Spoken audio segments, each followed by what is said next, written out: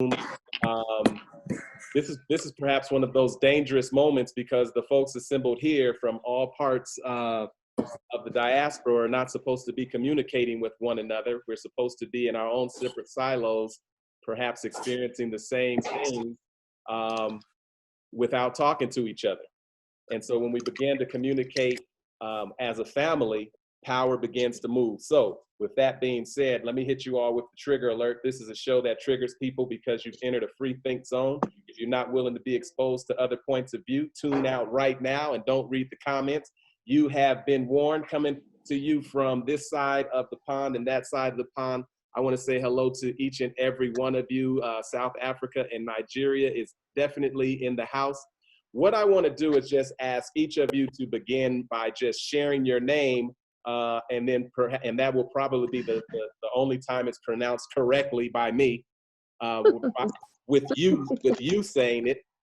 Just say your name, a little bit about yourself, and then tell me your perspective in terms of what you see when law enforcement is executing Black bodies right here in America. So, just take about a minute and just introduce yourself and speak to that. And whoever wants to start, we'll let them start. Seeing that I'm a little bit older than everybody else, I think. So let me start. I'm proud that I'm 60. So, okay, so let me start. My name is Brian Ebden. I've been I'm South African, living in Nigeria for the past 13 years. I'm a political communication specialist. I'm also, I study and research ancient African history as well as genetics. Just very quickly and briefly, because there's a lot of us, I just want to share my opinion about what is happening in America. First of all, I don't think you must feel alone, Brother Jeff, that the odd African American is being brutally lynched in public and or in private. South Africa is even worse. On any given day, 54 Black men are murdered by the police every single day in South Africa. Of that 54, on average, 31 is murdered while in custody. So South Africa murders more than 1,700 African men, Black men, every single year. Over the last 10 years, South Africa has extrajudicially murdered more than 17,000 Black men. So the phenomenon that you're experiencing in America is nothing new to where you find Black people operating in a similar space to white people. You find this in Australia, you find this in New Zealand, you find this wherever you have white and Black people together. Brazil is another case. Brazil, Honduras, same. Honduras is a little bit more than South Africa, but that's more MS-13 gangster orientated. But Brazil is exactly the same numbers. Brazil is on average 46 Black men are murdered by the police extrajudicially every single day. So don't feel alone that this is only happening to African American males in the United States of America. So I'll leave it to the next person, to Lindiwe. I will chat later. I'm Lindy Lewis. The Lewis comes from being half Jamaican. Police killings. I didn't know. Like I must admit, and I always admit that I am ignorant to a lot of the facts and the numbers, and a lot of the time I'm here to learn. But the numbers that you speak of police deaths in South Africa. My experience with the police is always that I'm afraid to stop with the police in my country because our police are very corrupt. They rape. In fact, we've been told not to stop by a police commissioner. Actually go to the nearest garage and then they will deal with you there. You do not stop the police where I'm from. So the police stops are something very unusual to me. And then to see the brutality of the police on tape essentially is I think tells a new story. Not even new, it's been around for a long time, that we are being brutalized. I just wish that African stories were that videotaped as well, or that the whole continent was. Yes. Sorry, that's me. Next person. KUNNU. Should I go? Okay. My name is Kona Dlamini. I'm in South Africa from Durban, but currently living in Johannesburg. Just to speak to seeing videos, particularly of people being killed in the hands of the police. It's abhorrent. It's also painful.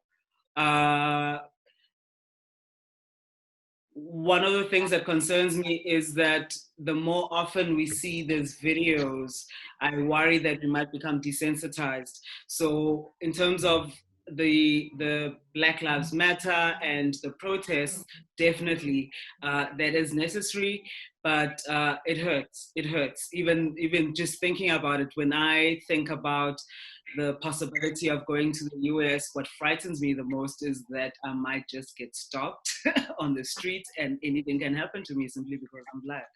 So it's frightening, it's gut-wrenching. Wow. Okay, can I go? Please do. Please, Sean. The name is Sean GOSS. You won't have difficulty pronouncing my name. It's obviously English because of the English colonization in Africa. So some of us have these names that African Americans would be able to pronounce. Having said that, you've got my name, my background. I'm a business consultant, an accountant and tax advisor. I assist small businesses in growth, especially Black business. That's my focus. But I also take a keen interest in Black history, in the diaspora, Africa, America, Jamaica. I'm also a researcher, independent researcher, and I'd like to interact with like-minded people. That's my history. Coming back to the violence, the attack on the Black body, it's a universal issue in the UK, the US, Brazil, as Brian has said. But in South Africa, we also have a similar problem where, as Black people, we also get attacked by Black cops and the SANDF. I've had some experiences during the lockdown, and it was very hostile. But fortunately, I know my rights, and I actually showed the cops that this entire lockdown goes against the Constitution. So we're very familiar with it, and we sympathize, and we're very sensitive to the American condition. And whatever topics will come up, we'll see how we can address that and see the similarities between what happens to us as Black people in the diaspora. Thank you.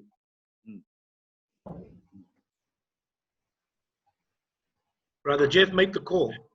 Oh, it's on me. I get to make the call. If you don't step up, I get to step you up. Okay, E2, it's on you, bro. Itumeleng. Peace and Black power to you, brothers and sisters.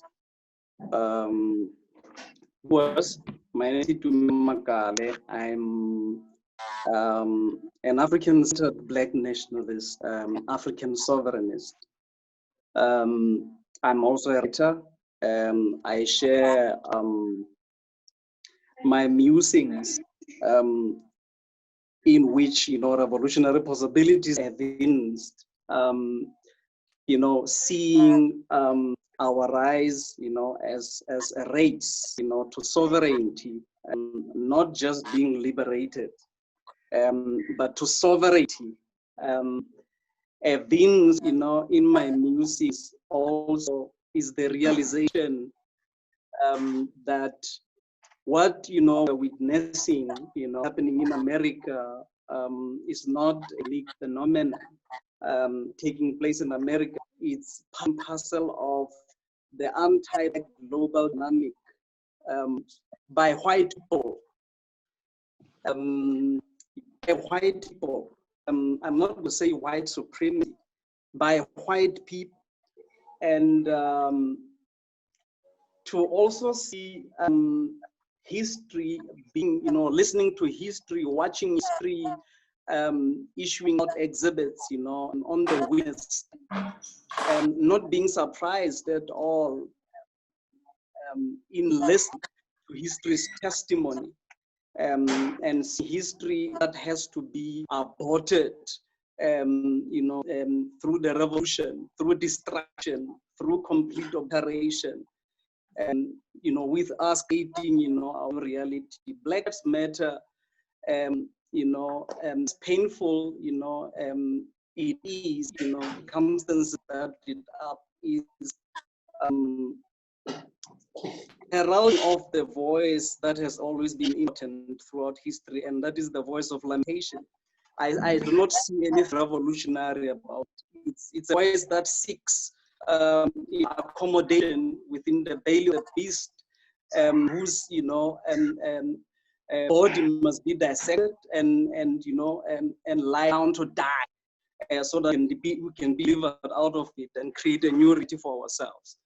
Black Lives Matter to me shows how not how still not educated Black people are regarding their own reality. Yes, thank you so much. I appreciate all of this words so far. I want to go to ANDILE. Hope I'm saying that close to correct. And by way of introduction, please. Yeah, my name is ANDILE Mngxitama. I have the most difficult. I have the most difficult.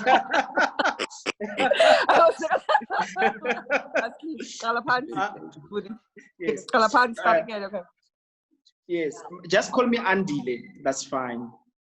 My name is difficult even for South Africans, despite the fact that we have cliques in some of our languages. I'm the president of an organization called Black First, Land First. We are a Black nationalist organization, Blacks only organization.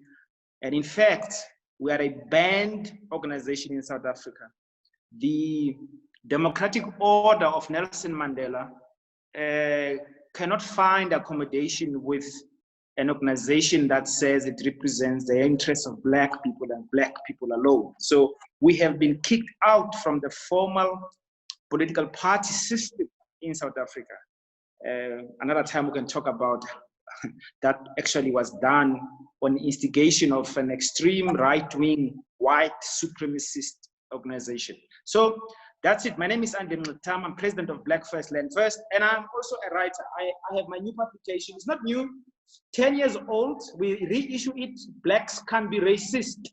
This is the thing that we are doing now, and we have a page where we undertake these conversations there. I think as far as the police brutality is concerned, we don't think it's useful to disaggregate the police from the system of white oppression. The police are there to kill Black people, to keep us alive. The idea that we can moral appeal to the police that don't kill us, it's like asking a dog not to bark, The white supremacist project, and I agree with Brother Itu that maybe we might just call the system of white people, is able to protect and elaborate the humanity of white people on the basis of dehumanization of Black people. That is why when we look at Black Lives Matter, we of course support it, but when they march hand in hand with these white people, I can't compute, okay? I have a difficulty, I have a serious difficulty. These white people are beneficiaries of the police murdering our people. They are not calling for reparations for slavery. They are not doing that. They are not attacking the white system. In fact, they are reinforcing their humanity at our expense again. I've seen them when some of our people say, protect us, and then they come to the front and the police don't hit them. You see, the police don't hit white people. This hype is gonna go. The blackness of our skin remains in an anti-Black world. Those bullets are coming. And again, Brother Brian, let me just say, in South Africa, during the lockdown, more than 10 Black people were killed by the police and the army in South Africa. We don't know who their names are. We don't care what happened to them. We don't even just count these people being murdered during the lockdown. In the past 3 months, more than 10 Black people were murdered in South Africa. And then the murderers of our people have this, what we call fake international solidarity. They'll talk about our brother Floyd, you know, that, oh, you know, we are committed to a peaceful world, don't kill black people. They're killing us here, but they're using the memory of brother Floyd, in fact, we argue, to, in some ways, divert our attention from the fact that these are anti-black global system managed in Africa by African politicians, but it's the same system. But I'll stop there at this point. So we support Black Lives Matter, but we have a critique that, no, guys, as long as you match with those white people, no, that's a problem. We're gonna get deep into the critiques, and they're very valuable and necessary. We have assembled an incredible group of individuals. I want to go over to Nigeria. Yeah. Brother KUNNU, I don't know how. Work me through the name, bro. Now, here's my problem, you all. I've been away from home for about 400 years. And it's very easy for me to say names like, you know, James and Sean and Brian and Mark, but my own names I have struggles with, and that's something I have to struggle through as, you know, we navigate this conversation in the world we live in. But Brother ANDILE, tell us what's on your heart. Brother Jeff, may I just interject quickly? Brother Jeff's father, ADENIYI, is Yoruba, has got Yoruba genetics. So Brother Jeff, you're from and my you roots, are man. Yoruba, so Jeff. you are blood brothers. Yeah. So apologies for the interjection. I just want to introduce two brothers. The one has been at home. The one has been away from home. The other one is at home. Meet each other. Oh, that's great. Let me begin by saying, Jeff, She Alafia Loa Kaleo. That is to say, how are you doing? Good evening to you. All right, let's get it. Yeah, you say Kaleniyi. That's how you respond, bro, Jeff.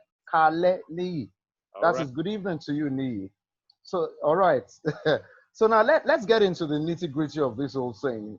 In the first place, if we understood what racism stood for, it simply deals with taking the economic powers, the mental capacities of some people, making it appear non-existent, while some other persons who feel that they are superior take over the range of things. And I need to say this. One of the things that have not worked in this country and they have refused to make work is the learning of history. That is in Nigeria. Until before the millennium, history was strongly studied in our respective schools here, because under my belt, I have taught. So what they did basically was they ensured that history was strategically removed from that which concerns the educational curriculum of Nigeria. They relegated it to the background. They prefer the study of government. So that simply means most millennials do not even understand 1/10 of the one and single civil war that still remains an issue in Nigeria. That is one. Secondly, when we often talk about these things, I think that for those who have killed over time, it remains that they believe that those they are killing do not have the capacities to get themselves out of that quagmire. And at the same time, the people they are killing also should understand that in fighting to emancipate yourself from over 400 years of free labor to the whites, you have to do as much as begin to think out of the box. Number one, Black Lives Matter is a movement that I wouldn't say it's not positive. But what about if the likes of Reverend Al Sharpton says every black man should take their money out of all white-owned banks and deposit it in black-owned banks? In the first place, you've got to be able to make statements beyond the protestations that would actually make them begin to give consideration to what you want from them. I do not believe in the uninformed agitations by the Democrats to kick Trump out of the system, because Joe Biden was a senator for many years. He was a vice president for 8 years. He's gone in for the presidency now, and is now saying that Black lives should matter. It doesn't mean it. It's all bullshit for me. So I think that the Black society African Americans should also remember. For instance, in North Carolina, in the late 1800s, they destroyed Black economy there that resulted in the movement away from there. So I have to say that for Black lives to really matter in practice, it does matter. It does matter. But I think that we have to be very strategic about this, from Nigeria to other parts of the world. And another thing, we should care as well for the people that are killed in our own countries, apart from people that are killed in the Black diaspora, so that we can have one voice to make the movement effect the change that we hope to see, or we'll just be wasting our energies. It has to be concerted, it has to be strategic, it has to be deliberate, and I can tell you we can achieve a lot more. 10%, you're talking about 13% of African Americans whose votes do not seem to matter. These are issues that they must evolve strategies that can make them rouse those who don't care about them. And before I leave, listen, there is no such thing as white. You can have a Black race, you can have the browns. Whites do not exist. If you check a white paper in your hands, the color of white is different from the color of a skin that they call white. Therefore, every person you call white over time has miseducated you. The true color they have is salmon. So get it straight. Stop calling them white. Call them salmons. That is the real color they've got on their skins. When you do that, you begin to correct their miseducation. So I'll let it rest while I wait for others to have their input. Thank you. I want to go right into a question with KUNNU. Bro, Jeff, you can go ahead now. Thank you. I want to ask KUNNU a direct question, because you are a part of the Market Photo Workshop, and you deal with images. Can you talk about the power of the images that are being shown around the world, and then the power that can be used in terms of capturing our own images and sharing them? What is the power of image and the power of the photography and the work you're doing as a means to bring attention to some of these very difficult issues that we're facing?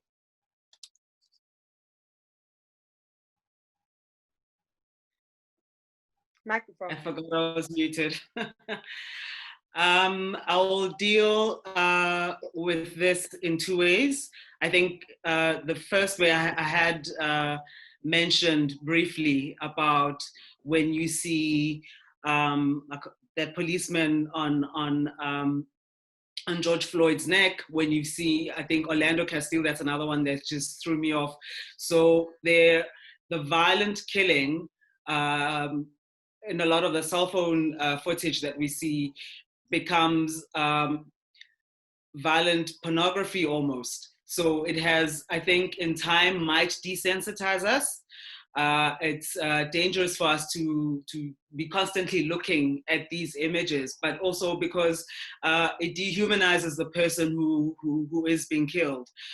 So I have an issue with those particular images. But in terms of images that have been shared about protest by media, I think most of the images that I've seen have been through media. They've been interesting. I think media, unfortunately, there are always decisions that are made where choices are made to show things in a particular way. A lot of the images that are shown, they're always looking for where there's activity. So where people are either screaming, a shop front is being broken, and so on. They don't actually show the before images.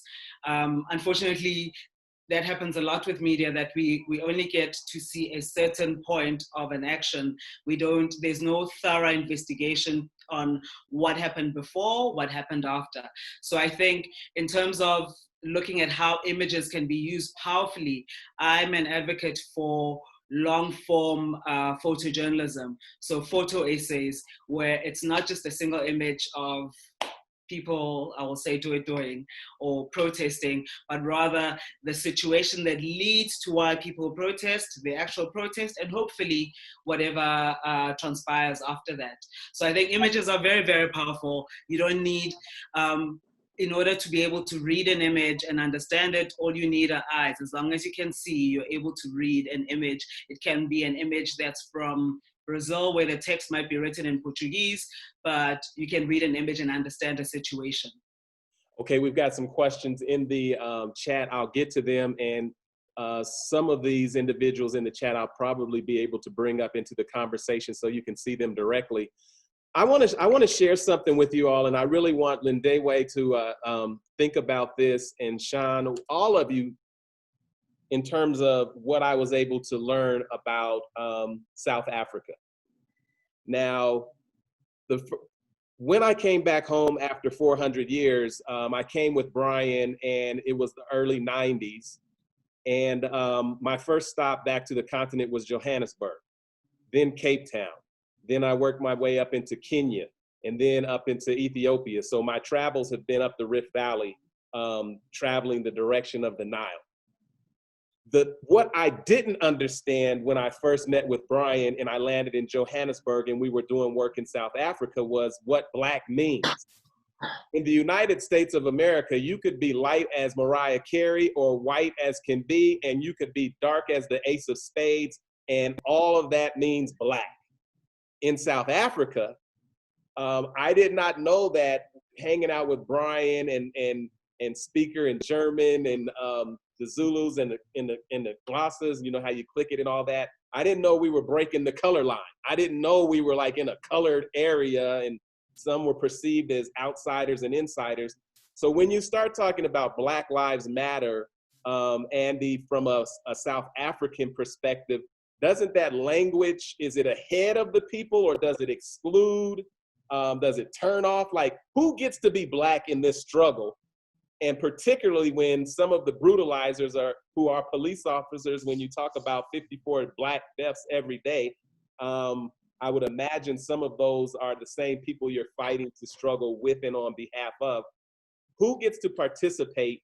What does Black mean from your perspective? And does the language turn some folks off?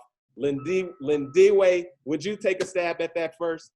Coming from a Jamaican, you know, you've got Jamaican roots as well. So I know you've got some cultural things that you have to come to terms with in this thing called struggle.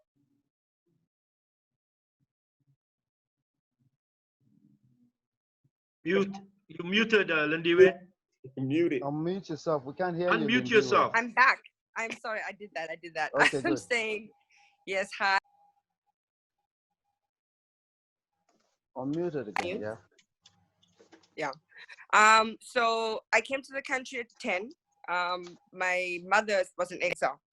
So coming to South Africa in the 90s, that was just before Mandela became president, there was this othering. I think the pigeonholing is very important, but the pigeonholing of race it's an apartheid pigeonholing. So I wasn't colored. I'm not colored. People would try and other me, but I am not colored. That speaks to, I think, Brian. Brian must, you know, like comes from a community of I think Sean as well, community of colored people where there was a difference. I literally only learned them when I came here, and not speaking the language and not looking like everybody else was, you know, not fitting into boxes that were Xhosa or Zulu. But when it comes to being Black in America, I think as a whole, I think because I'm Jamaican, being Black in that one drop, I think that's the whole knowledge. Me, when I came here, I was always Black in my mind. I came from Holland, I'm Black, I've experienced Blackness, I was demonstrating for my Blackness my whole life, and then to be told that I wasn't Black really hurt. But then there was a colored community that said that they weren't Black, which also, you know, also confused me. But I think the colored community, and I can't speak for them, identifies as Black because as communities, they're oppressed by other Black people in many ways, by the government. And I mean, if you look at the police, like the arrests and how many people are in jail, colored community makes up a very large percent. So, you know, they are the ones that experience the oppression in their ghettos more than anyone else. I mean, like, for those in the US that might be watching and have not experienced, you know, like learning this experience about race is total nonsense. I mean, you can cross a line and be something totally different depending on what that society says the difference is. And so the point that I really want to underscore is that from this perspective, it's hard to realize that all of the people in this conversation might not be considered Black if we just cross the pond. And so, Andy, when you say like Black lives matter, Black land, you know, Black rights, does that resonate? You know what I mean? Or does it divide? Or, you know, how do you organize in the environment where exactly what you're talking about has been weaponized against the very people who would benefit from coming together? What's the message? What's the strategy? Sure. My movement, Black First, Land First, is a Black consciousness movement. And we, in some ways, are highly influenced by the you know, Black movements in the United States of America and the Caribbean. I mean, Steve Biko, whom we follow, was following very clearly what the Black Panthers were doing. Stokely Carmichael in particular is a big, big influence. We're a Black Power movement. In fact, on the 16th of June, we commemorate in South Africa the June 16 uprising. It's called a Black Power uprising, when the students in 1976 basically said enough is enough and took on the apartheid regime. It's called Black Power, and all the insignia, the symbolism is that of Black Power. So we understood Black to be inclusive. So brother Sean, brother Brian are Black in this context of South Africa. And Steve Biko have done a great job. In fact, mid 70s up to, I would say, close to the 90s, these colors that you now call, say, identify themselves as so colors, were Black.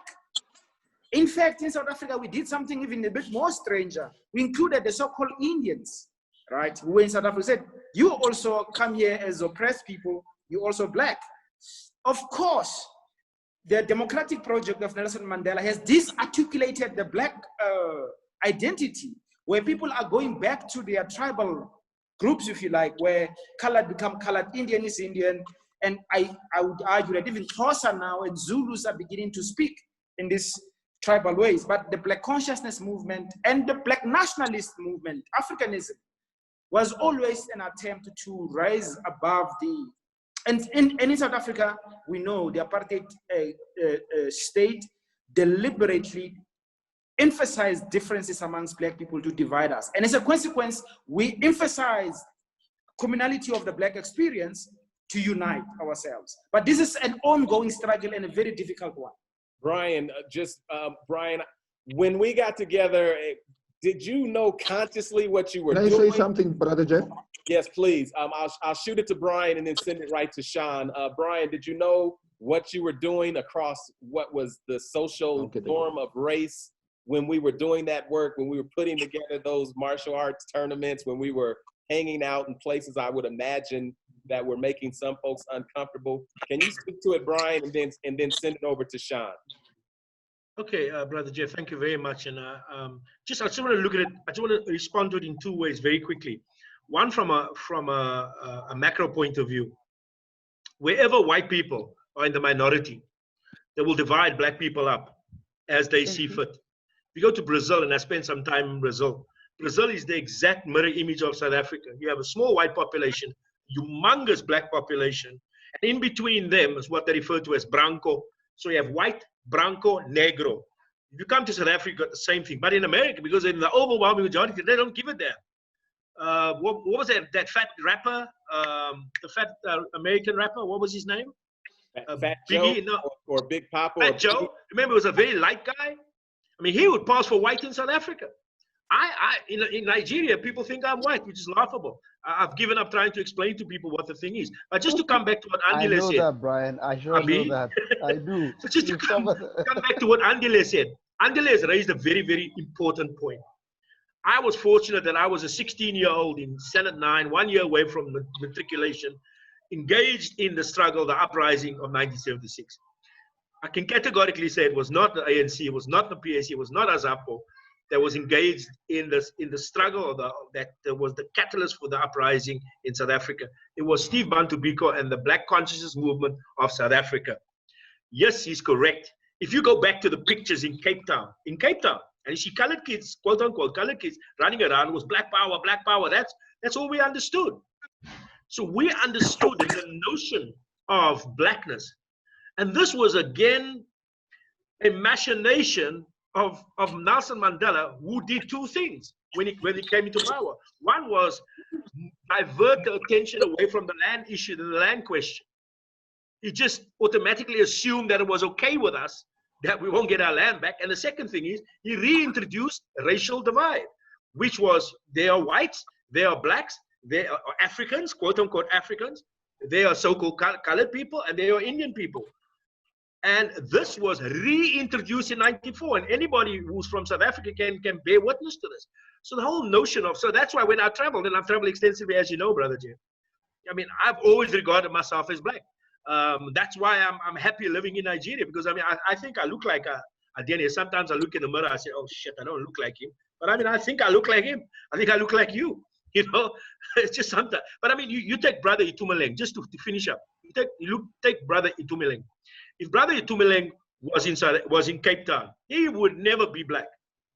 He would walk around, people speak our lingo, so-called colored lingo to him. He would never be, but he is 100% African, 100% black. So what we haven't bought into yet is our diversity, because we are a diverse group of people. We are everything and everything in between.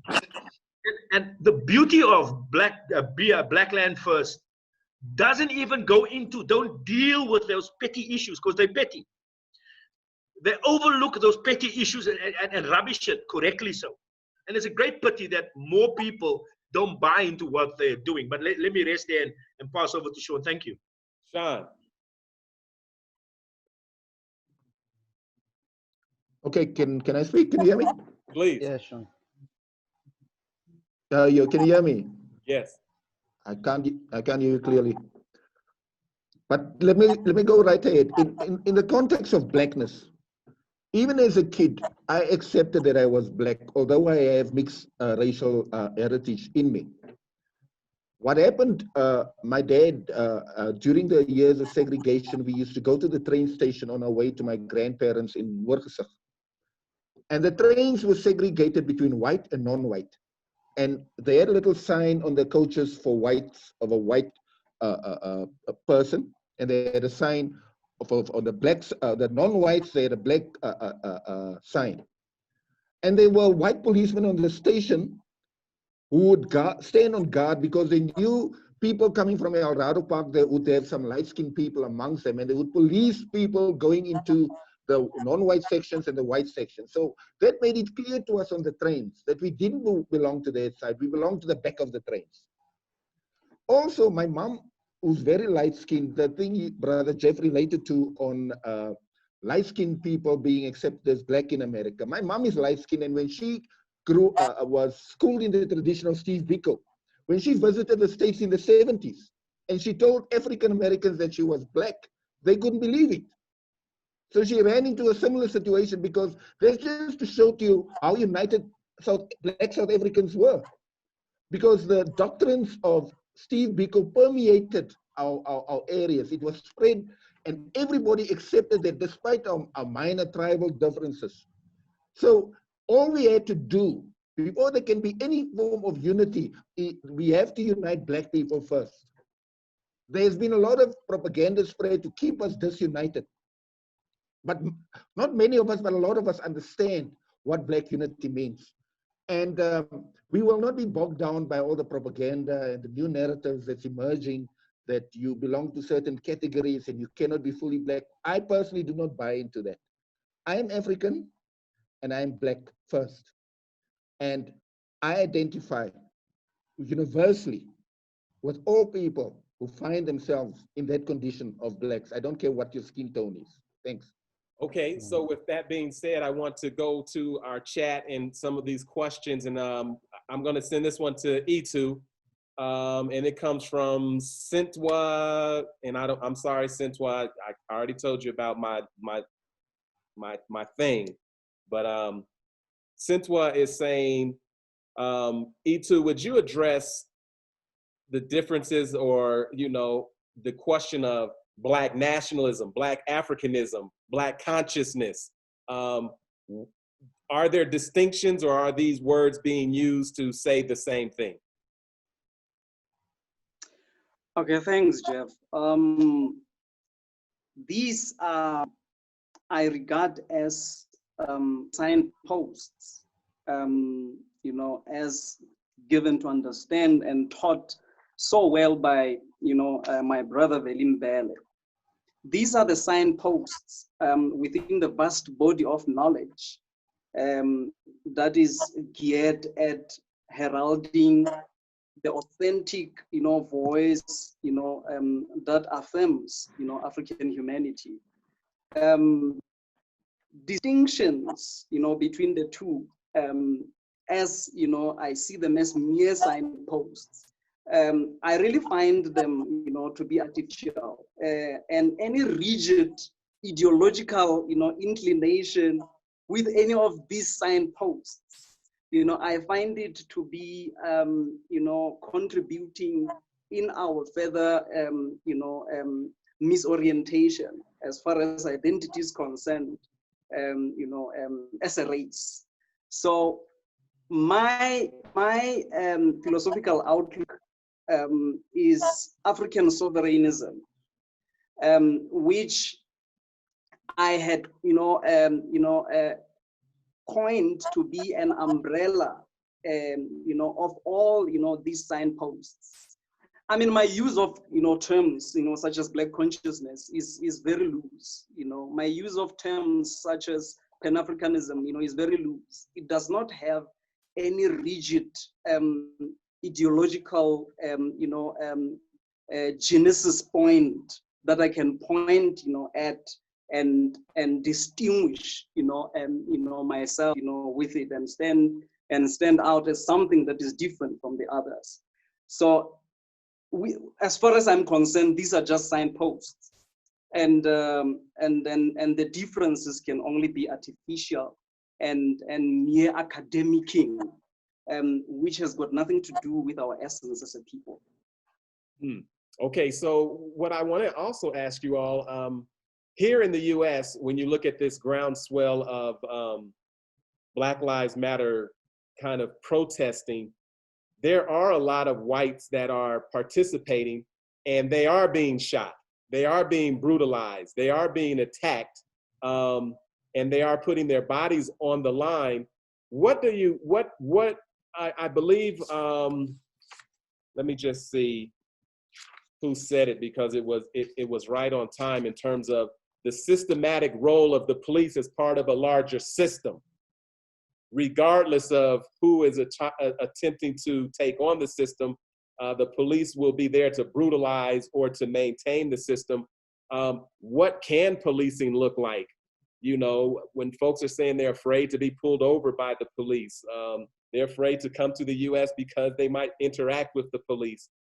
What are your thoughts in terms of the role of police in the overall society? And are there some places that do it better and other places that use them as like occupying forces? And I'll let anybody touch on that. And then I'll bring Nmuta up, who has a question. When it comes to, white people whom you say are laying down their lives, are getting killed, in solidarity with our people in the hells of North America.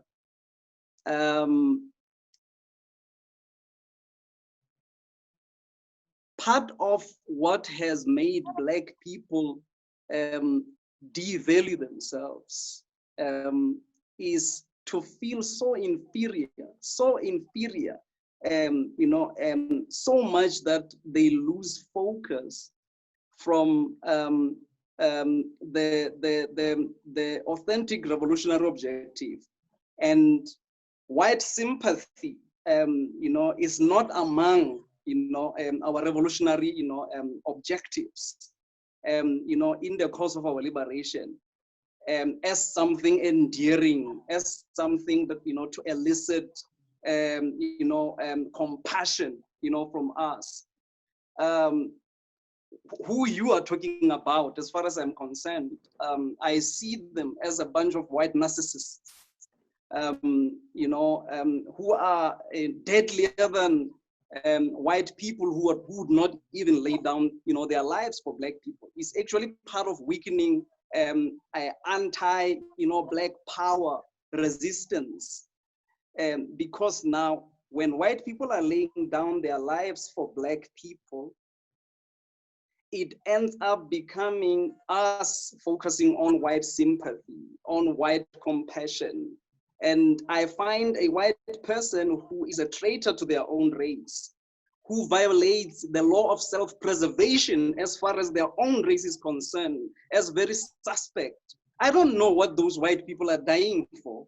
To be quite honest with you, I find them to be a bunch of narcissists. I find them to be a bunch of lunatics. Either that, or the ones who are on a suicide mission for the entrenchment of Black inferiority and diversion of Black people from the real, you know, issue of the quest for, you know, Black independence and sovereignty. What do you all see in terms of this movement or this moment right now that might be different or a continuation of all of the shoulders that we stand on? Is there something different about what you're seeing in the US? Because it seems very pregnant, it seems very profound, it seems as though a new world is being birthed into existence on the shoulders of the past. Are you feeling that, you know, on the continent around as well, since we are so very connected? Brian, where are we at in this moment in time? What is going on? What are you seeing? And anyone else, what are you seeing from your vantage point? Then I'll bring in Muta, who has a question as well. Thank you, Brother Jeff. First of all, I think it's very important to know that when you have legislators who wear kente cloth, white legislators and wear kente cloth and kneel down for 8 minutes and 40 seconds, but don't change any legislation, it tells you there's a diversionary tactic at play. I think the most important thing is you judge a tree by the fruit that it bears. If one was to go back and look at white people in America and the numerous promises from the treaties, the various treaties they had with the indigenous people, indigenous so-called Indians in America, every single one they failed to uphold. From 40 acres and a mule to African Americans, and you're still waiting for 40 acres and a mule. Numerous things have changed. In fact, it was very interesting to watch Joe Biden talk about the defunding of police. He said there is no such thing. In his strategy document, he's actually increasing spend in the police. So the question is, are things going to change? And I must say, and with due respect, I find it very difficult to look at this, and I view it with a lot of trepidation. I can't see anything more than the white savior complex playing itself out. And we're sure all of us that know the white savior complex is at work. Plus the massive influence we have of hip hop music, of gangster rap in particular. Gangster rap, how it's played out on the psyche of young white kids who see themselves as being part of the zoo. You know, they want to just be close to the animals in the zoo, but not really be inside the zoo, behind the fence. So this gives them an opportunity to actually show that they, you know, that they commiserate with Black people, the struggle of Black people. But I can't see anything changing. I don't see a single white group who has marched to White House and said, you know what, we are going to start the structural change and the structural dismantling of white supremacy from a systemic point of view. I don't see that. And it ain't gonna happen, not anytime soon. So Brother KUNNU, from a Nigerian perspective, I'm imagining that there may be some struggles, some clashes, some distribution of assets, land, etc. And in a largely Black context, how does race play out, you know, in your relationship with police, with law enforcement, with whatever, and even with your relationship with someone like Brian, who people perceive visually as perhaps white, when in fact that is totally not who he is? Well, in the first place, I'd like to say that one of the unfortunate experiences with respect to the recruitment of people into the police force in my country is that you can have recruitment of police officers without any stringent measures. The only thing they usually check if they're to recruit in the past 10, 15, 20 years is to make an announcement for people who are interested in joining the police.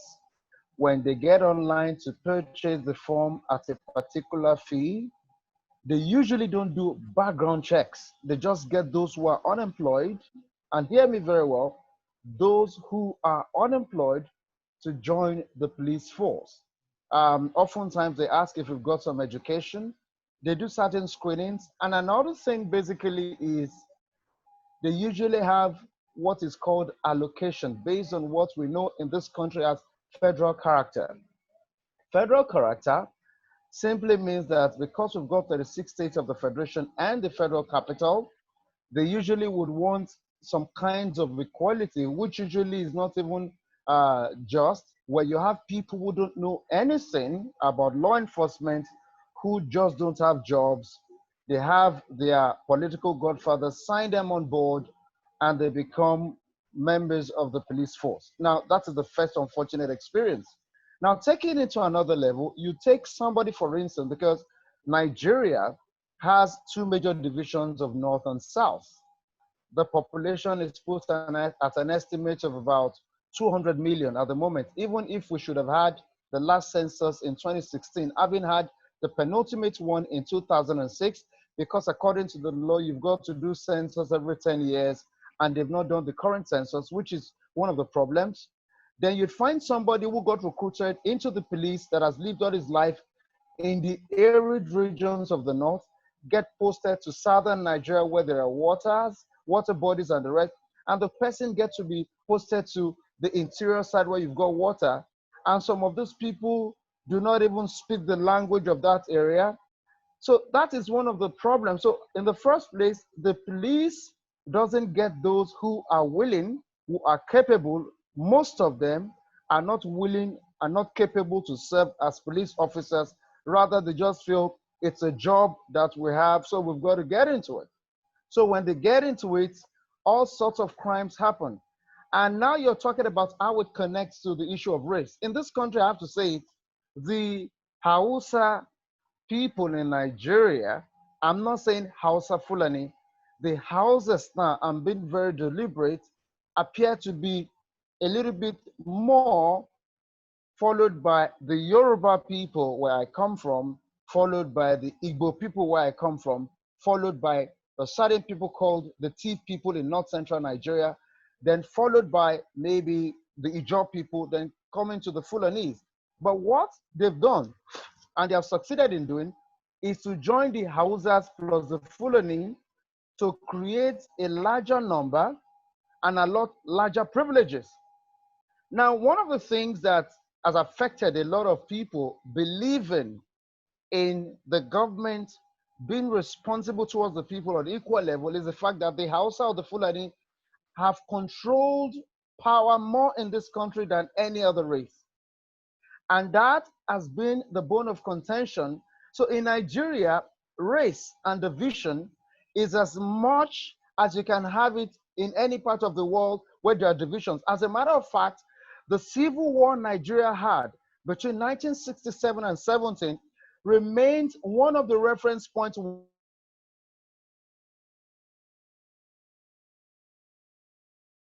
Must have been spitting that hot truth. I don't know. I think it froze up on KUNNU, so we'll come right back to him. Andy, etc., and then we'll go right to Inmuta, a question, and then perhaps wraps some of this up.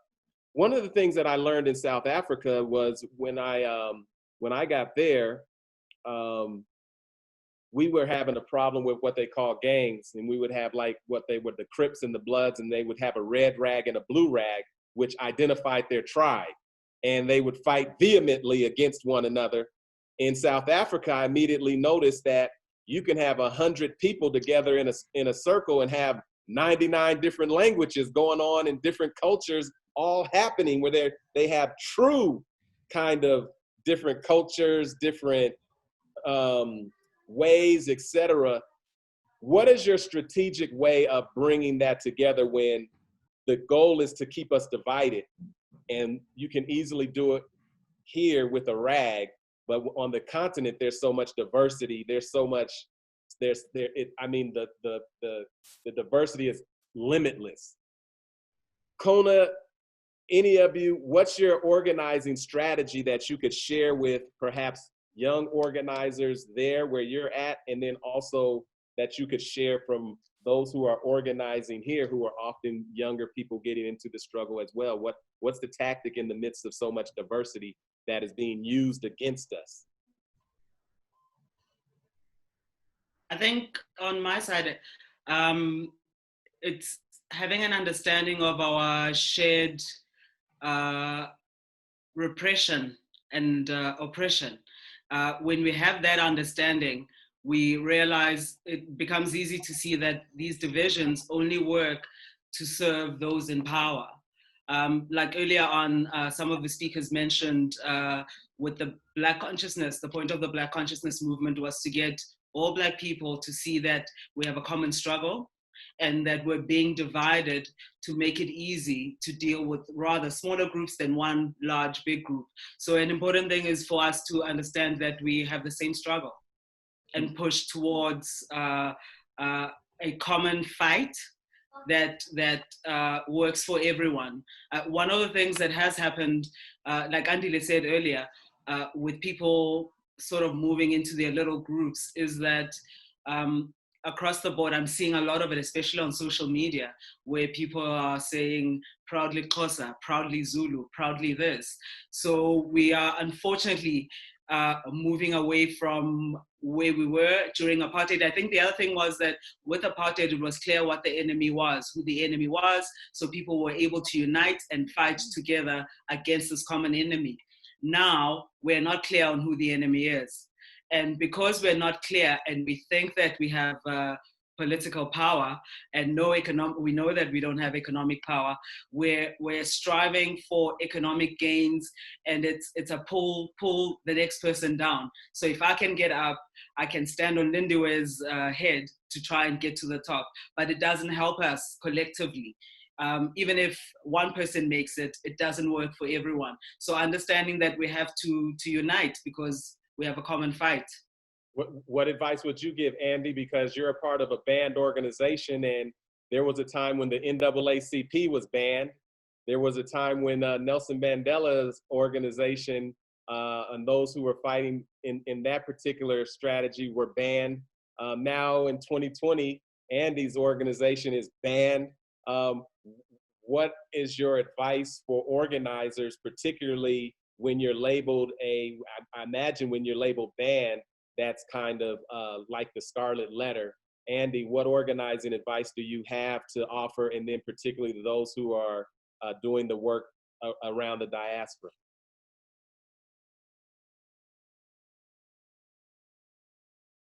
You must unmute yourself, Andy. You're muted. Sorry, I'm back. No, but the first thing is to recognize that there is no break in the struggles that has been going on for 500 years. This is the most important thing. The enemy is the same. The demands that we're making are the same. The demands, to be recognized as human being in South Africa, the demand for land. South Africa is a country of about 58 million people. White people constitute only about 10% of the population. Only 30,000 white people own up to 80% of the land in South Africa, 26 years after democracy. You have to understand this, that we are landless at home. We, in South Africa, Black people really are not citizens. We are tenants, yeah? in our own country. And that is why the brutalization is so easy. And when we talk about the police, and I hear my brother from Nigeria speaking about maybe the recruitment of the police is based on a not so competent criteria, that's not the problem. The problem is not the police is not educated. The police does its job, and its job is to keep us in line, and that means repression. It's happening everywhere on earth precisely because the world is anti-black. Now, I argue that a black person in a police uniform is a deputy white. As soon as you go into a police uniform, you become a deputy white. Of course, we know that your difficulty is that you might have to get out of your police uniform. I can't explain. Then you know you also you are as available to the violence of the police as. So the point I want to make really is simply our demands have to be sharper. We can't be doing this stuff of maybe attacking just the statues and so on. Reparations for slavery is very, very important. We're enslaved here, we need reparations. Land for the colonized people and landless people, including black people in America, land, reparations. Until we get these main demands addressed, in South Africa and in Africa, the same thing. Imperialists must leave. I mean, Nigeria, the brother says there's not immediately white people there, but the Nigerian economy is deeply controlled by whites. I mean, there's the political elite is controlled completely by imperialism. So the whiteness is everywhere, even at its absence. So the question I'm raising really is that we must organize. We have enough work done by our elders before us.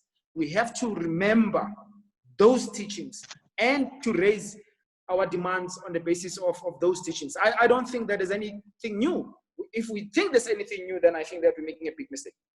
Okay, so we gotta go. We got a question from Inmuta to the panel or anyone specifically. The floor is yours, bro. All right, so I had just two quick comments and then a question for ANDILE. So the comments that I had, the first comment was just back to what we were talking about before. I think that we need to understand that term black, the way it's used in the United States, only means something in the United States, and it really does not have global significance at all. And I mean, we've seen that in the continent. KUNNU, I went to University of Ibadan, Ekpele, Ekusheo. And there, you know, in Nigeria, the term black, you use the term black. I heard people saying things to me like, well, Nelson Mandela is a white man.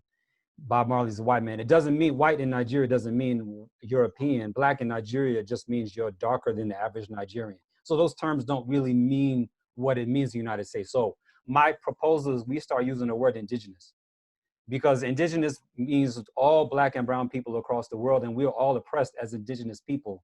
And it is a term that can be used more universally. So that's my first comment. My second comment is that, yes, Brother Jeff and a couple other people mentioned, the police are part of a larger system. And here is very much black against white. We do have a lot of black bad cops here too.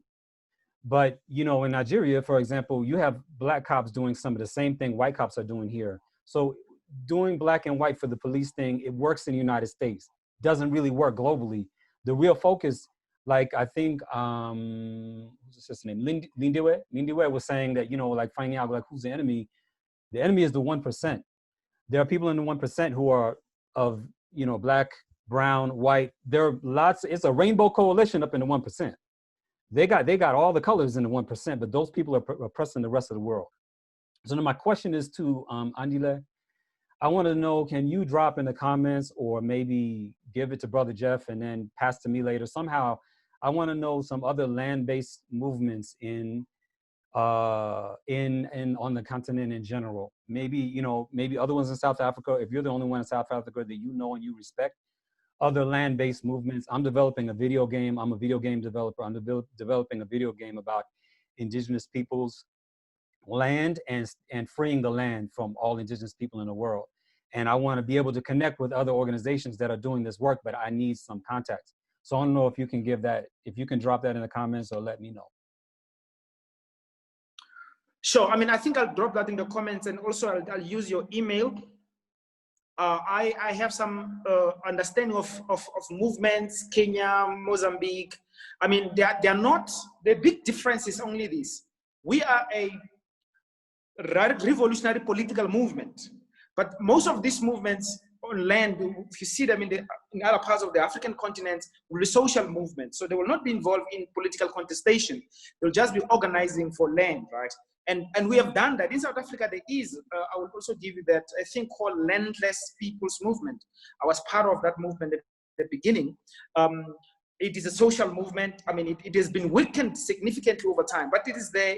It defends land and so on. So I will give you, through maybe on the comments, I'll just leave my email and then we can talk and I can give you some of those contacts. There are indeed movements that are of course, don't forget the Zimbabwean war veterans. They have done something better than everyone of us because they have actually got it right there.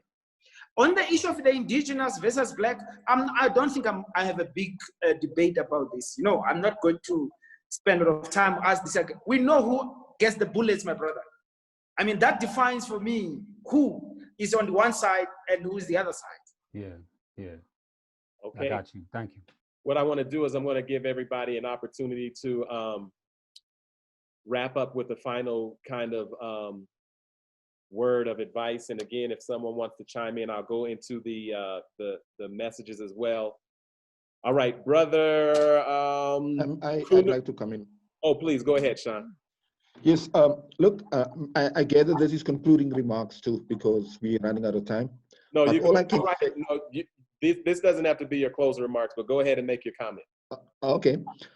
I want to tell African Americans, we feel your pain. You know, 400 years of slavery, Jim Crow, systematic racism. I do not want to come across as insensitive to the pain that African Americans have endured for the best part of 500 years.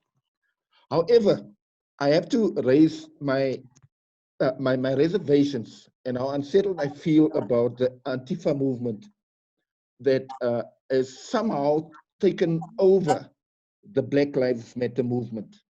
The Black Lives Matter movement.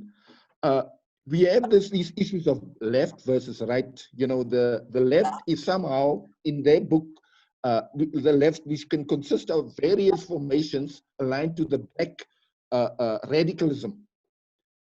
When I look at that, it's disconcerting because I have not seen these protests targeting the KKK headquarters or the KKK buildings. As Brother Brian alluded, that we have not seen any organized movement to tackle the White House and all the bastions of racism.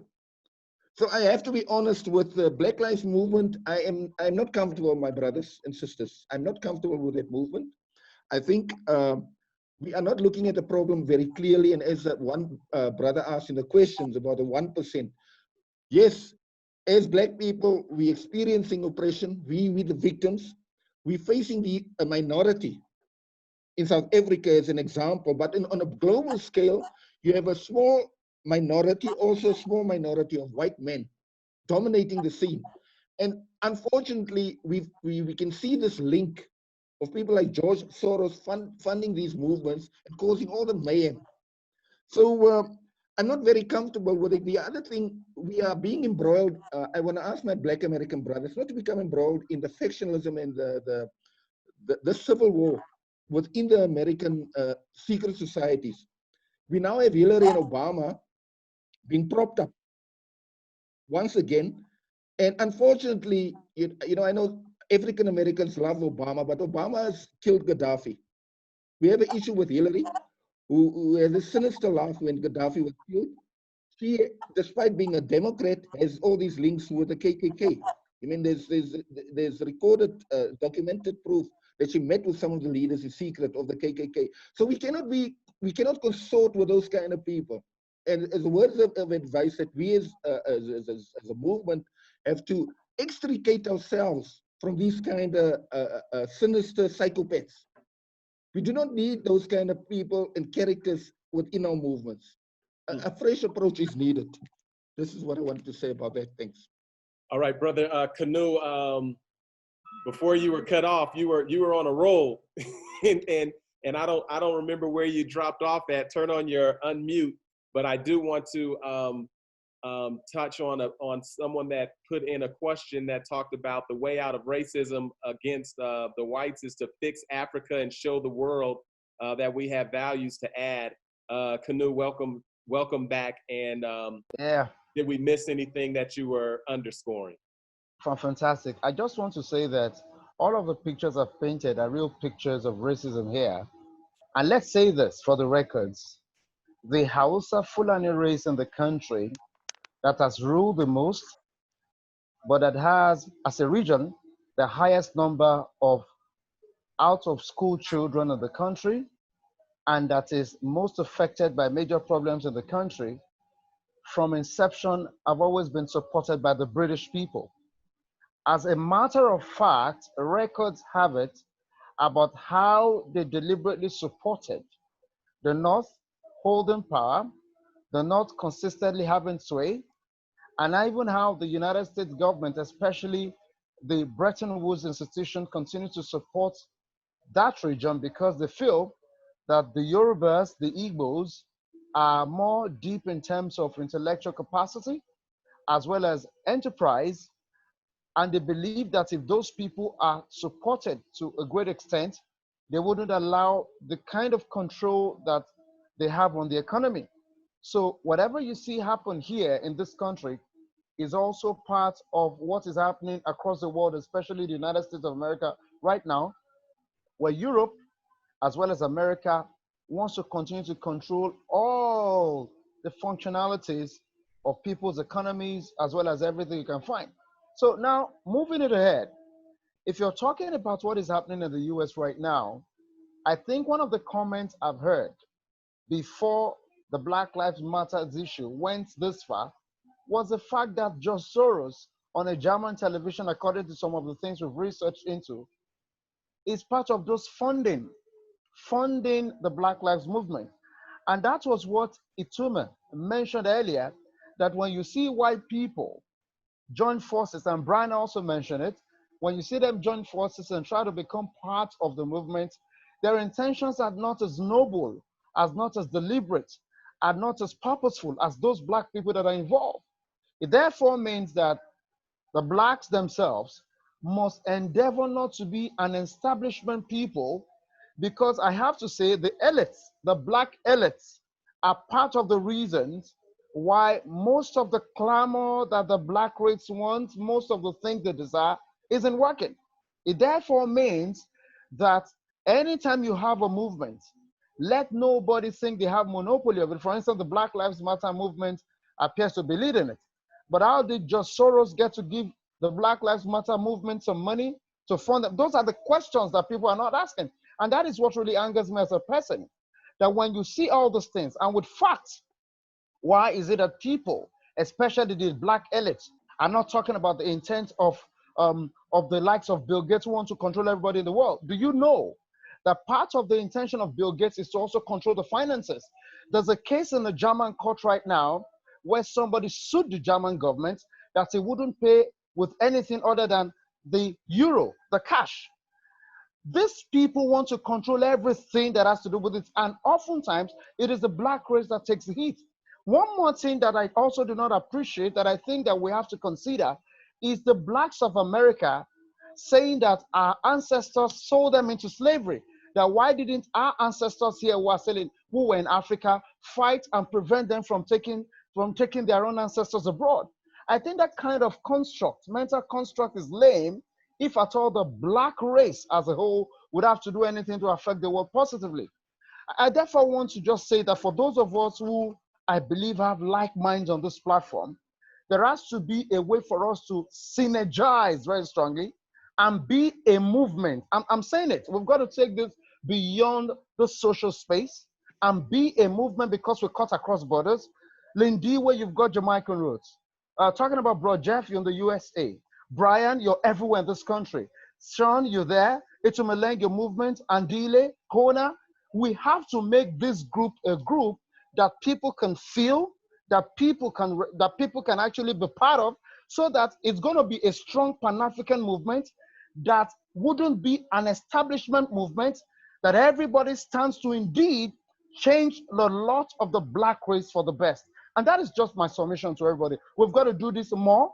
We've got to take this to the next level, or else we might just have been wasting our data. And that's very important here.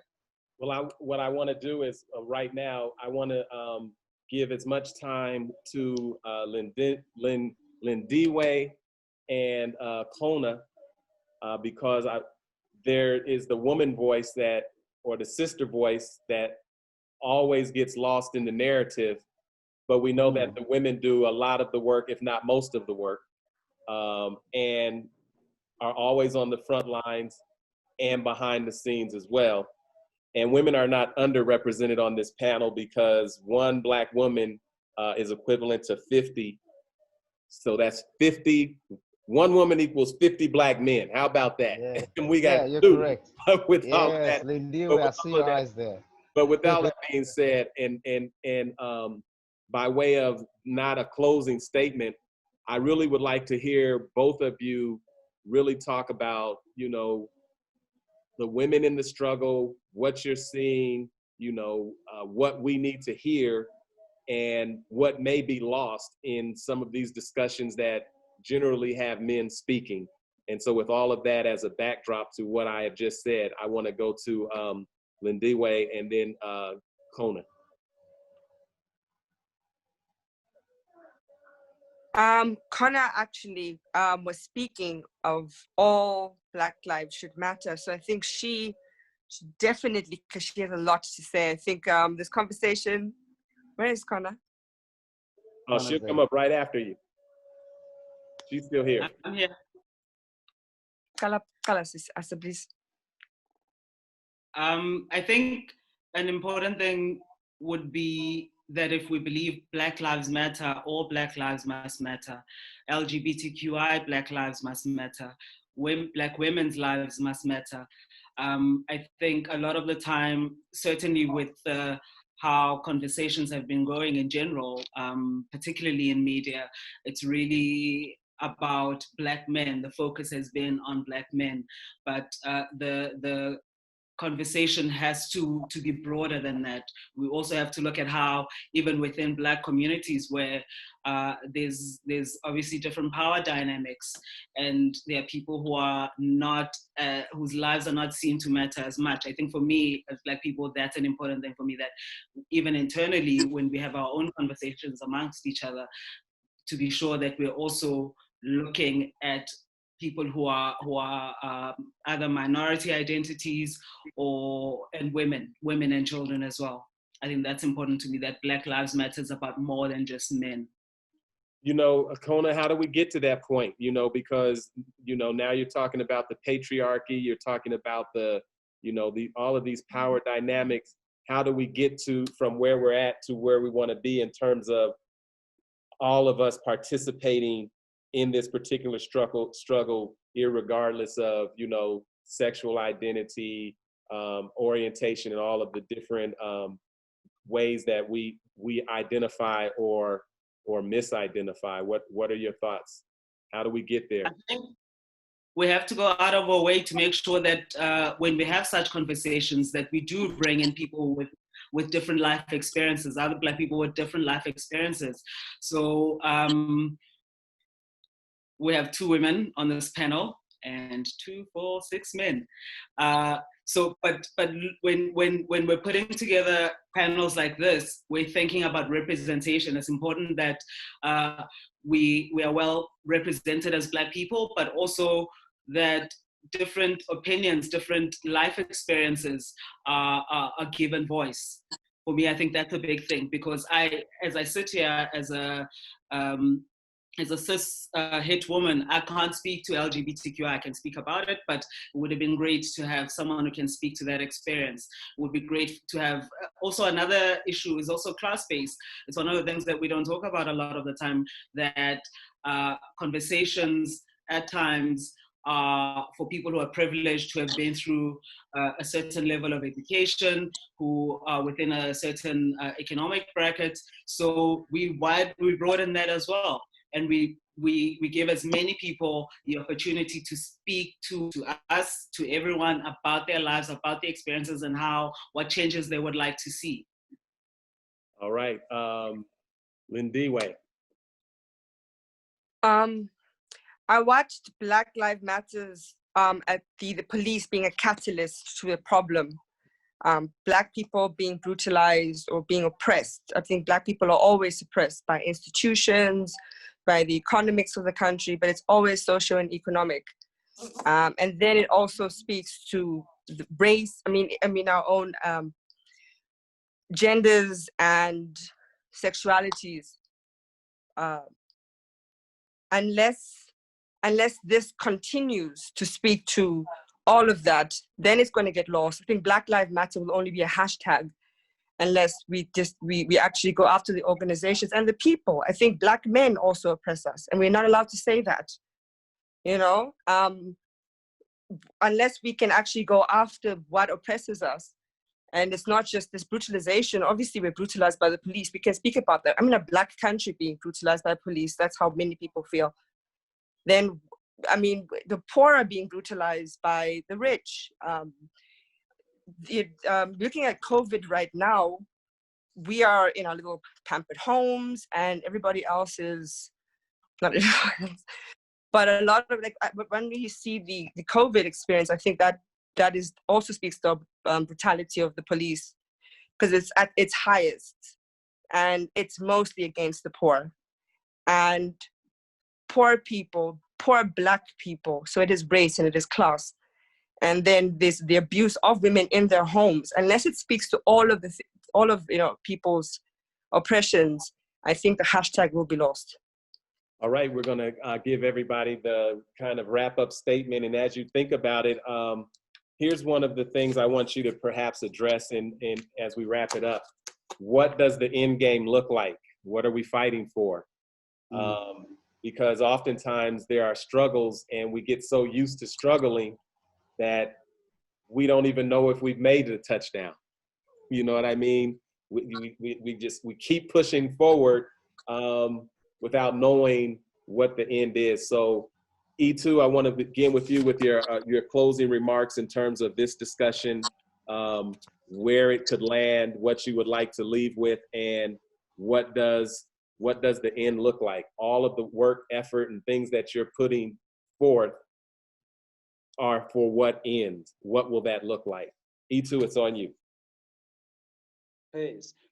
Part of the problem, which often compounds the problem itself for us as a race, is not knowing and understanding what the problem is.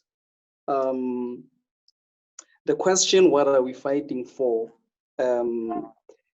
It would simplistically be answered by saying we are fighting for liberation. But the pursuit of liberation has to have values that inform it. Has to have values, through which the end game, is mapped out. We should vividly envision that which we want liberation for. This is for housekeeping. We should start, to matter to ourselves first. And what we as a race need to take stock of is, our aspirations, whether aspirations that we have are not aspirations that are emanating from a consciousness that has been disoriented. Whether these aspirations are not falsified. Because with falsified aspirations, we could get the liberation project wrong by pursuing what will lend us to the destiny that is relative to our oppressor's objective. So seizing the power to define is cardinal, to the liberation project. We define the problem, we define the solution. We are not only going to talk about freedom in terms of that from which we want it. We are also going to talk about freedom in terms of that for which we want it. Certain illusions must be given up. And one of them is to think we African people here in the continent are at home. This continent, by virtue of being under invasion, even in parts where there is no physical presence of these scoundrels from Europe, of these land thieves from Europe, even parts of the continent where there's no physical presence, of crackers, of peckerwoods, even where there is no physical presence of these scoundrels. These are neo-colonial constructs. We should not have an illusion that we even have states in this continent. And to our brothers and sisters in the diaspora, I am saying, you will actually not be coming back home when you come back to Africa, because Africa is not yet home again to even us who remain in the continent. So all that has been happening, has been pursuit of politics of reformism, laboring under the illusion that we have a state. We simply have a problem of unemployment. We simply have a problem of poverty. These taxonomies, of the problem, is what has fragmented, our minds and elicited, a schizophrenic approach to the liberation project. So this is what, by and large, has contributed to weakening the resistance, because we do not have clearly defined value system, as a race. I think this is what should determine, whether we know what the problem is and whether we are clear on that, for which we want, liberation. Part of mattering to ourselves should also, learning to fortify and strengthen ourselves to adapt to the law of the jungle that white terror, domination, and deceit reality, has imposed to us.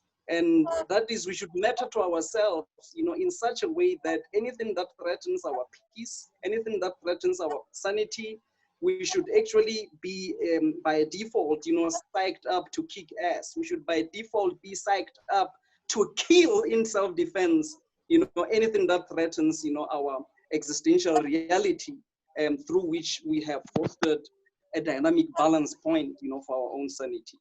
All right, thank you. We should matter to ourselves. I thank you, E2. I want to go to Andy. Andy, walk away thoughts. What's the vision? What is the end result of the work that you're doing? Unmute yourself, Andy. Must unmute yourself, ANDILE. Thank you. Thank you, my brother. I was just saying, thanks again for the invite to be part of this very important conversation, which must continue. The our forebears who started Pan-Africanism did not have the possibility to meet like this at an instant. We should be able to bring their diaspora together on a systematic basis, on a consistent basis, to learn, to support, to exchange ideas. Somebody has to take that job seriously to be the point around which we converge and we learn from each other much more systematically. Now, I think on the issue, contemporary issue of the Black Lives Matter and the police, the best way to honor the memory of Brother George Floyd is in fact to defend Black people in the spaces that we find ourselves in. It's not to have this kind of parachuted solidarity with what's happening in the United States of America, when in fact people are being murdered every day in our own spaces where we are. In South Africa, 20,000 Black people get killed a year, 20,000. And we said in our ghettos, and then a large part of that, of course, is the police, people getting arrested, as Brother Brian has indicated. We said in the past 3 months, or 2 months or so, when our people, there's been a lockdown here, the police have killed more than 10 people and nobody cares, nobody's following up on that. We have to take seriously our own struggle. And for me, the work has been done. Malcolm X, go back to Stokely, go back even further to our brothers and sisters in the diaspora, Gavi, in the continent, Nkrumah, Cabral, BIKO, the work has been done. We just have to bring this together and to sharpen our demands. And I mean, I can't emphasize more. We need to know who the enemy is. We can't, the reason we're so busy and we make no progress is because we have not figured out who the enemy is still.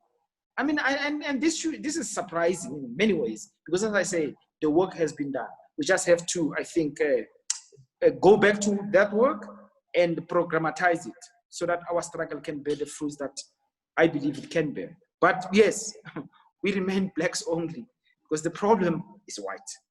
Well, Andy, before you get out of here, and we're going to wrap things up, and of course, we're going to give the sisters the final word, but there's a comment that is in the thread, and it's widespread. So I would like for you to address this before you get out of here. Shout or yell what you really are. Racist, protesting racism. Racist, protesting racism. Racist, protesting racism. Racism, racist, protesting racism. A lot of folks might be saying that all you're doing is promoting racism. Andy, I think you're very well versed to address that before you get out of here. That's it. Blacks can be racist. If you black and you... Andil, before you run out, Andil, I want to ask, can I get a copy of that work, please? Is it possible you get it across? How can I get it? Get that book. Yes, yes. I mean, there is a page, there is a Facebook page called Blacks Can Be Racist. And if you just go in there and send a message, there are brothers and sisters who are working on it. They will send you, they'll find a way. The ebook maybe, but I'm sure they can find other ways. I like hard copies. Oh God, of course I could get e-copy, but I like hard copy. I like to smell the paper as I read. I like to smell the paper. Yeah. We'll definitely post out it. We'll make a play. We'll make a play. Sean, you began with the reason your name is easy to pronounce is due to colonialism. I would imagine it's hard for Black people to hear or be called racist when we're speaking English. It's hard for us to be called looters when the total continent is being stripped of gold and minerals. Exactly. That's exactly what I want to conclude with. Yes. Two things. Unity. Unity is paramount. Let's not play games with unity. Look at China. China has a total population of 1.3 billion. People don't know that the Chinese consist out of various ethnic and tribal groups, but when the Chinese act, they act as a unit. Nobody knows about any tribes amongst the Chinese. But as soon as we touch Africa, you hear about thousands of tribes, thousands of cultures, and they keep us disunited. African Americans hate Africans. They hate the Caribbeans. They don't like the South Americans. That is our problem. We need to come together as a unit. Number two, brother, you spoke about the resources. Let's not make jokes. Africa is the richest continent on the planet. South Africa alone provides 85% of the world's platinum. There's many other strategic resources. Don't get me started on the other resources, but let me just use the example of platinum. If there's a blockade tonight of the platinum, the so-called first world will become poverty-stricken overnight. You know, we had Marikana killings here. Our honorable president was called in to kill the miners because they were disrupting the platinum supply. The West cannot afford to go without our strategic minerals. The DRC is providing coltan that they use in laptops. If we can stop that, because since we should be solution-based, if we can stop that, come together, not play games, grow some balls. Once that stops, we stop the exploitation. We own the ship, by the way. Thank you. All right, Brian. Brother Jeff, I almost thought you forgot about me. I mean, I'm here. Thank you for remembering me. Okay, just quickly. The problem we have as Black people, strategically and tactically, is that, brother, Honorable Minister Louis Farrakhan always said this. If you want to know what Black people are thinking, put a mic in the Black man's face. And he's going to tell you all his secrets. He's going to tell you all his strategies. It's because we discuss it like this. And the people who are against the rise of Black people, and I must remind Black people all over the world, that there's a conscious document that was penned by Edgar J. Hoover called The Destruction of the Black Messiah. It is a strategy document which is used up to this very day. I don't know if anybody knows about this document. You can Google it. It's very easy. It's there. COINTELPRO. That is why, pardon, sir? COINTELPRO. COINTELPRO, exactly. But I mean, Edgar J. Hoover, they were a division of the CIA. But anyway, having said that, any strong black man or any strong black woman who opposes, and this is my problem with ANDILE, and that's why I don't talk to him anymore, because he doesn't listen to me, that any strong black man who pops his head up and challenges whiteness, where it hurts and where it's dangerous, he will be removed from society. We must stop giving our black bodies to the grinder of whiteness. We must learn from history, because that is why history is there. Let me give you an example, Brother Jeff. 1956, correct me if I'm wrong, Montgomery bus boycott, Rosa Parks. Do you know the story? Rosa Parks was a single black woman who got onto a bus and said, I ain't moving. Rosa Parks, a nondescript woman, started a bus boycott, which lasted, I think, 3 or 4 or 5 months, up to December 56. No, more than a year. More than a year. My humblest apologies. I've got a lot of stuff upstairs here. So, having said that, she brought the white bus companies to their knees. One woman. We don't need this whole notion of let's get together. We need all of us to work together. White folk will head us off at the pass. They will head us off at the pass as a continuum. They always outsmart us because we keep telling them our plans. We keep telling them what we're about to do. The bottom line is this: there is only one method of bringing whiteness in America, whiteness in Africa, whiteness wherever we find it, to its knees, and that's through the economy. We can share with Black Lives Matter and with African American community how in South Africa we brought the apartheid state to its knees, and that was through consumer boycotts.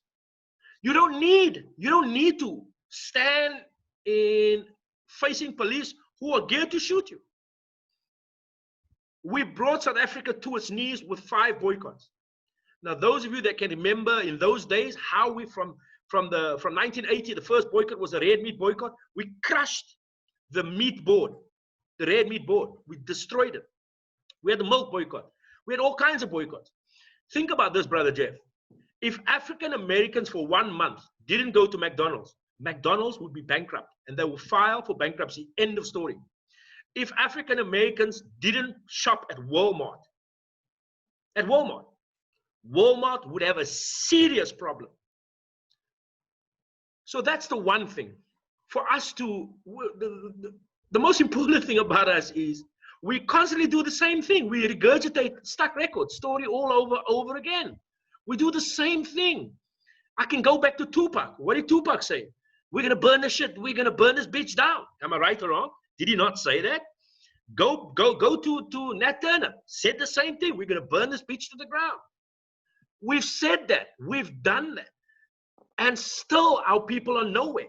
You are as helpless, as powerless as we are on the continent. And that's a fact. Because a white man, no matter who you are, what's his name? Tiger Woods. A policeman can stop Tiger Woods, handcuff him, and shoot him in the face if he chose to do so. And there's nothing that Tiger Woods can do. Nothing.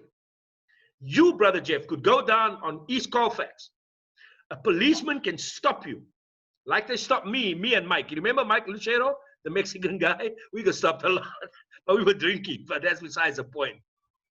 And they will shoot you in the face if they chose to do it. That's the state of powerlessness that we as black people find ourselves in. And that reality needs to dawn on us, that we must stop living in this illusionary world, that we're changing the world. We are not. We haven't moved forward a single inch. The only concessions given to us is by whiteness is because they just played us. They played us. And that's the reality of it. You know, it was so interesting. I was watching this thing on BET on Ruthless Records, Death Row Records. And you know who was in control of Death Row Records? It wasn't black folk. You know who was in charge of it. Right now, the same situation exists. And Brother Andile said the same thing about Nigeria. Nigeria's central bank is owned by a foreign white-owned group. Nigeria, like every other country in Africa, does not own the right to print and distribute its own money. It doesn't own its own currency.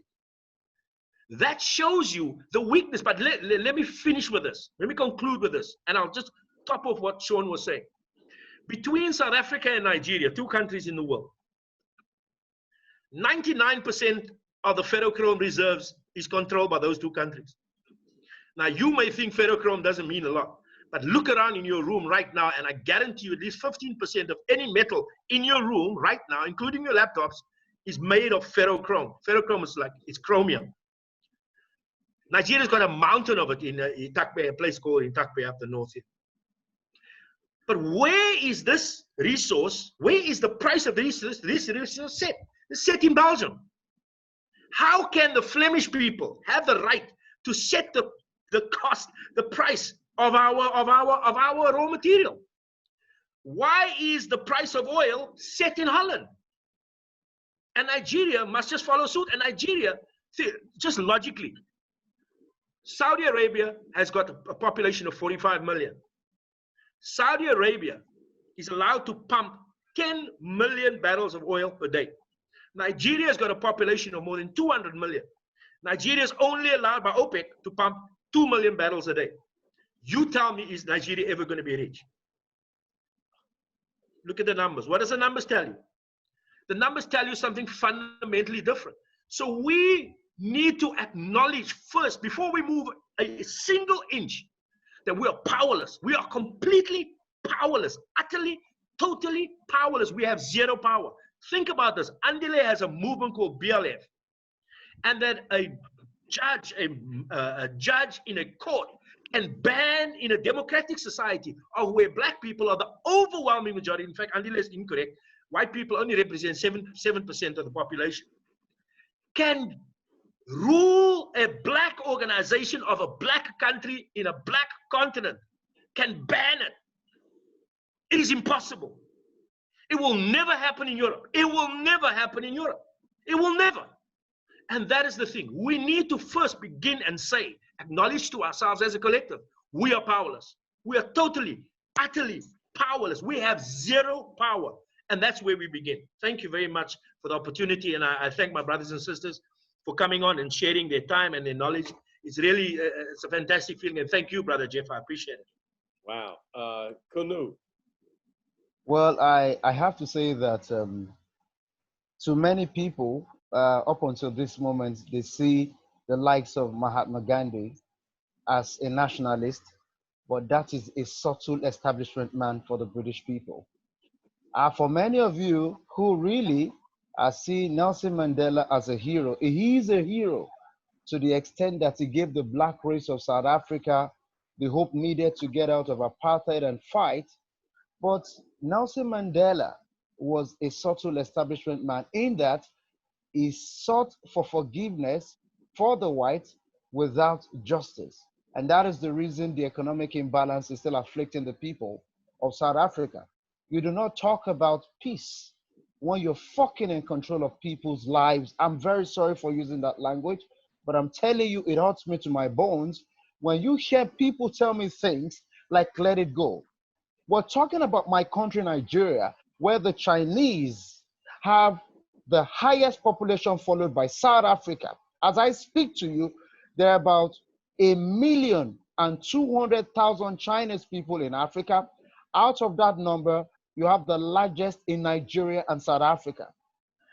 Only recently this month, some lawmakers signed a document from China that was written in Chinese, a loan document that could not be read. How on earth do you sign loan document from a country written in their language where people, it's ridiculous, it's crazy. I cannot just assimilate the reality of that. And it was actually made open by a lawmaker who said, how on earth could they have done that? That means the problem of the black race is the black race. The reason why the black race is like this is because when some people are on the field fighting and saying, let's get things done well, some of the elites in this country country, some politicians in this country go behind the doors. And what do? They want to collect money and sell their people. So like ANDILE said, have we really talked about the people who are the enemies? How on earth could they ban you ANDILE in South Africa when your people are over 90% there? It simply means until we stand our ground. Ituma, you said something. If anybody do not want us to have that narrative that belongs to the black race, we have to fight and defend what is ours. Let's stop being too diplomatic and being civilized and thinking that is the way to get this. The whites will never give you anything unless you make them understand they don't do that. Do you know what? Even the price of cocoa is set in the United States of America. Africa has the largest of it. So Ivory Coast at the moment, that chocolate you people can't do without, ladies, that particular cocoa you're talking about comes from here. The highest producer of cocoa at the moment is Ivory Coast, but the price is set in New York. When you think about those things, Brian was talking about the powerlessness of Africa. We're powerless because we don't have economy. Do you know one of the things they've done? Now listen to me very carefully. They've strategically been able to make you, our ladies and gentlemen, stop cooking. They've given you the beauty of eating fast food. Who owns the fast food chain? Who owns those fast food? It belongs to them. They give the patents, they give the kind of support to them here. They come here, they run it, and you feel, oh, ice cream is what I'm going to take for dinner. So you can't put on your light to cook your meals. You continue to empower the economies of those people. On the one hand, you say, not at all, we're not going to allow it. Immediately you finish protesting, you get into what? The McDonald's to take 2 burgers, 2 Cokes, 2 bottles of water, putting your money back, but your mouth is saying something different. So I therefore want to say here that we must start thinking about owning our businesses, controlling our resources, controlling our economies. Some of our leaders have lost their sense of reasoning. So we have to begin with this kinds of movement where we tell people that they must begin to do what belongs to us. Own your businesses. Let us begin to patronize them. Until we do this, the power shift cannot change. Bro, Jeff, one more thing I need to tell you. Everybody who owns a bank account that is controlled by whites in the United States of America should get their monies out of it within the next month. Let's see how the banking institutions will survive. As Brian said, let them stop patronizing McDonald's. Let them stop patronizing Walmart. Let's see what happens. You're talking about protesting. There is no single legislation done. Whites are coming out, going on their knees and saying they nearly for 8 minutes. Forget it. They're all playing to the cameras. If you really feel you support those privileges in New York City where you are, no white man earns $10,000 US a whole year. No white man is within that demographics. You find whites from $15,000 or $20,000 a year upwards. No black man ends up to $350,000 US in New York. No black man in the United States of America. That is where you've got to start from. If you want us to think you're with us, when you kill somebody, you go to jail for 20 years, the black man goes to jail for 20 years. When you're talking about working for 8 hours, you give the white man $50 per hour, you give the black man $50 per hour. That's the way to get it. You can protest forever, but until the leaders of this protest are able to say, before we want anything to go further, you've got to change this. Human life is human life. American is American. A patriot is a patriot. You can't pay me less because I'm black. If we don't do that, and even in this country, on the continent, we must review things. You don't pay an expatriate more than an African. You don't let it happen there. Why does it happen here? Why do they have to pay a foreigner more than they pay me for the services that I'm capable of doing? These are the critical things we've got to fight for. And that is what I'm saying, Brother Jeff. Every one of us here, we've got to take this particular movement to the realistic front. This is Africa speaking this night. This is Africa talking tonight. This is Africa impacting the world. I don't want to stay on this social media alone. I want to be in the faces of people who have refused to think and get this Africa out of the hands of people. The Chinese are coming for us again. The West are fighting for a continent that belongs to us. China, 1.3 billion. Their land square is about what? Just about 9 million square meters. The US has 9 million. Africa, the entire Africa has a population of 1.2 billion, and our square miles, our land is over 30 million. And the most arable land in the world, the most arable continent is still here in Africa. So we've got to watch out for these people, and we must take this movement to the next level. I don't want to tell my children that this is what I'm going to live for them. I'm not going to live for that. I'm going to fight for it. And please, where civility is not needed, let's throw it out of the window. We've got to do this the right way. That is what I'm here for. Thank you. Thank you, Brother KUNNU. Lindiwe, it's on you, sis.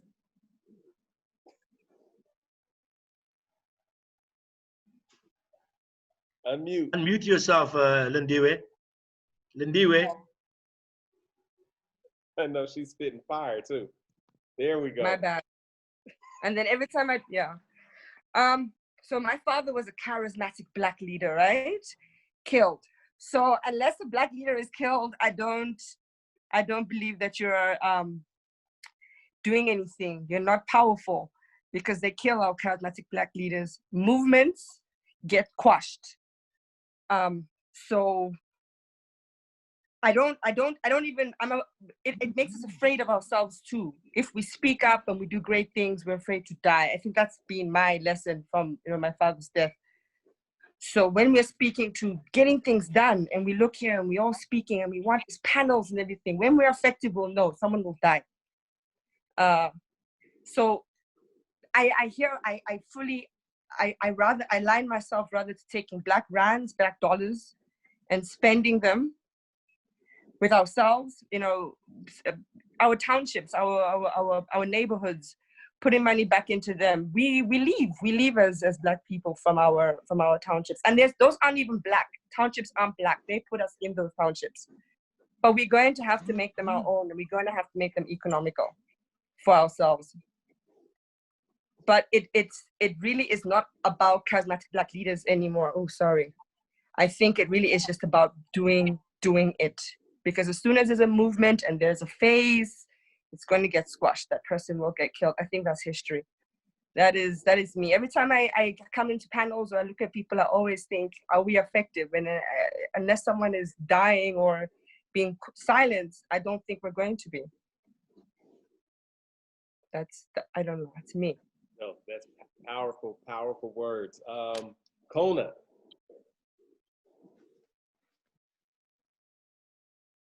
Speaking to the end game, I think for me, being that I work in the arts and specifically in photography, it's important for us that we tell our stories. It's important that we own how we are presented to the world, that we speak to our lived realities through the work that we do. And all Black lives matter. If not all Black lives matter, it means no Black lives matter. That's it. Wow. Well, I could tell you all this. I want to thank you for your time. I know we're in different time zones, etc. We're going to go off of the live, so you all don't leave the feed on Zoom, because I want to talk to you personally, to just thank you personally. Brian, thank you so much for compiling this incredible group of individuals. Like I said, this is one of those dangerous conversations because we were not supposed to be able to speak to each other. We were not supposed to be able to connect the dots. We're not supposed to realize that George Floyd, that name is represented across the diaspora and on the continent. Itu said, when we come home to Africa, just realize you're not coming home to Africa yet. I mean, I'm just thinking of all of the things that all of you have said, and it's going to take a long time for me to unpack. I appreciate it. And this is just South Africa, Jamaica, Nigeria. We want to have conversations from throughout the diaspora, across the continent. This is just the beginning of us talking to us. And those who are looking in are able to have a very unique seat. And here, as Brother KUNNU said, you're hearing Africa speak. It said, this is Africa talking. And so with that being said, those of you on Facebook, we appreciate all of your questions, all of your thanks. There's a lot of support for what's been said. I know that people are going to go away thinking. And for those of you on the panel, one thing that I would like for you to realize, that I've realized, is that when you go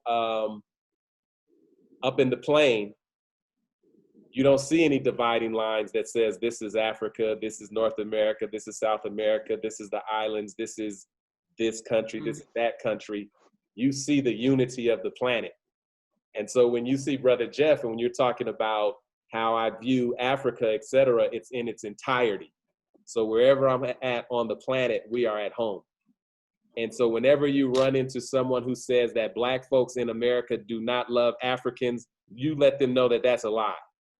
That is untrue. And the ones that do not love Africa is because they haven't come to learn to love themselves yet. And that's the work we're doing, is making sure that we love ourselves inside so that we can